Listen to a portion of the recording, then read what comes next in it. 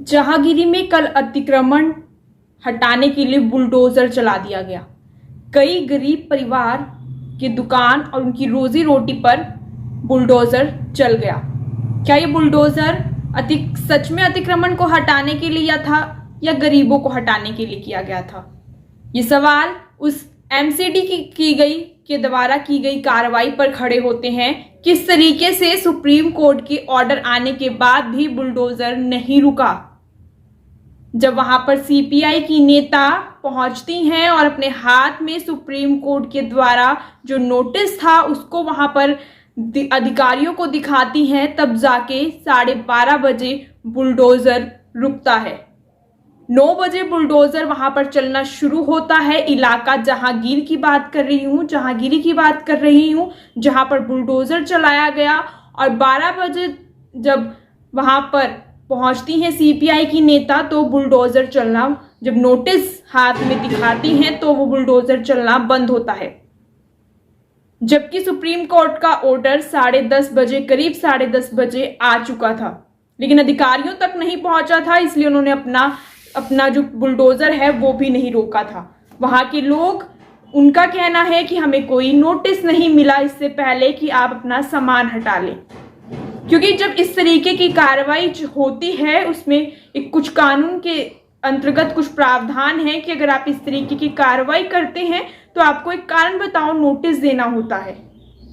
कारण बताओ नोटिस के बाद ही उस पर आप कार्रवाई करते हैं। अगर वो डेट जो है वो निकल जाती है, उसके बाद भी लोग वहां से अपना सामान नहीं हटाते हैं, तो आप इस तरीके से बुलडोजर चला सकते हैं। और अगर 2019 में अजय माकन की रिपोर्ट में जब इस तरीके से पहले भी एक कार्रवाई हुई थी, तब सुप्रीम कोर्ट ने ऑर्डर के हिसाब से बताया था कि किस तरीके से अतिक्रमण पर पूरा एक ब्यौरा जो है वो दर्ज है, किस तरीके से कार्रवाई कर सकते हैं कि आप पहले उन्हें कारण बताओ नोटिस देंगे, उसके बाद अगर आप उन्हें एक बार उनका पक्ष रखने का मौका देंगे और आप रात को या फिर आप किसी भी खराब मौसम में उन्हें वहां से नहीं हटा सकते, और अगर आप उन्हें हटाते भी हैं तो आप उन्हें एक दूसरी जगह देंगे जहां पर वो जाकर रह सकें या फिर अपनी दुकान, अपनी रोजगार जो है वो चला सकें।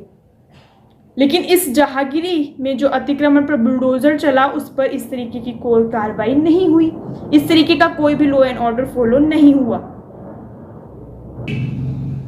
जब इस तरीके की कार्रवाई जो होती है उस पर कोई भी लॉ एंड ऑर्डर फॉलो नहीं होता है, तो फिर इस पर सवाल खड़े होते हैं। पहली बात तो सुप्रीम कोर्ट का ऑर्डर आ चुका था, उसके बावजूद भी इस तरीके की कार्रवाई जो है वो वहां पर की गई। लेकिन सवाल दिल्ली सरकार पर खड़े होते हैं कि उस वक्त वो कहां पर थी। कोई भी दिल्ली सरकार का कोई भी आम आदमी पार्टी का नेता उस वक्त वहां पर लोगों के बीच नहीं पहुंचा। सीपीआई की नेता जरूर पहुंची थी सुप्रीम कोर्ट का ऑर्डर लेकर, जिनको जो लोग हैं जिन्होंने वोट भी नहीं दिया था, पर वहां उसकी नेता जो है वो उस मामले में पहुंचती हैं और लोगों का साथ देती हैं। अगर वो ना पहुंचती तो शायद कुछ देर और बुलडोजर चलता रहता और जहांगीरी पे और भी जो मंदिर पर जहां पर कार्रवाई रोकी गई थी वो मंदिर भी शायद टूट जाता।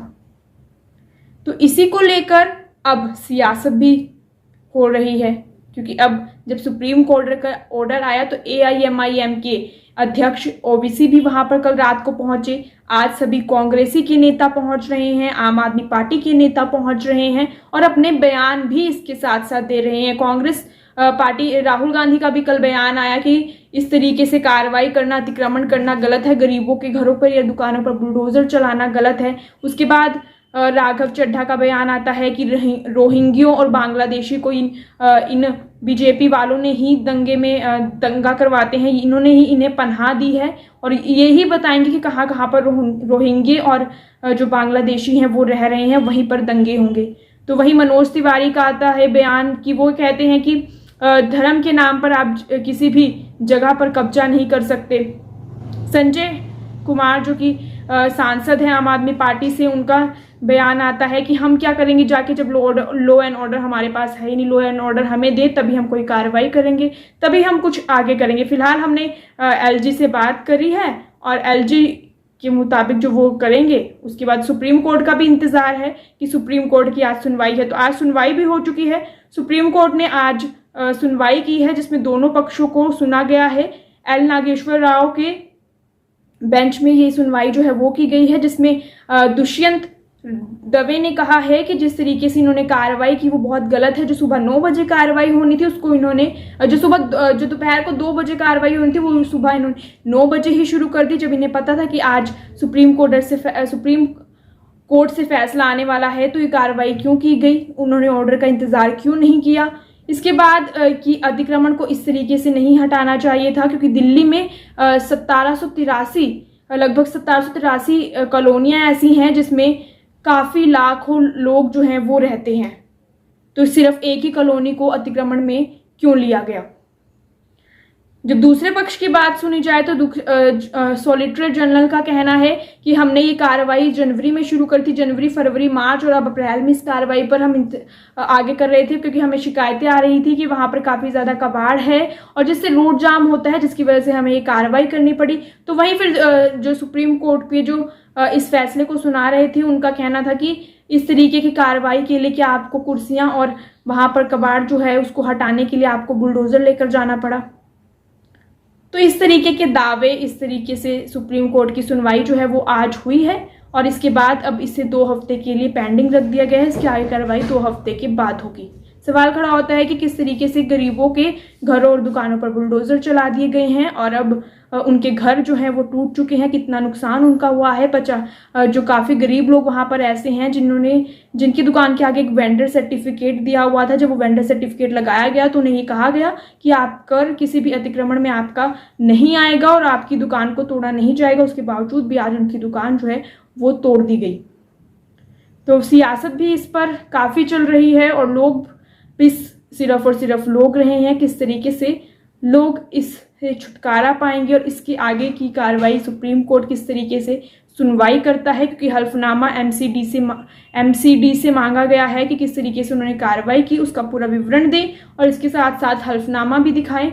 और उसके आगे की सुनवाई अब 2 हफ्ते बाद रखी गई है और 2 हफ्ते बाद ही पता चल पाएगा कि आगे के क्या फैसला लिया जाता है और क्या इन्हें दूसरी जगह दी जाएगी और किस तरीके से मेयर ने बिना नोटिस के इस तरीके की कार्रवाई कर दी।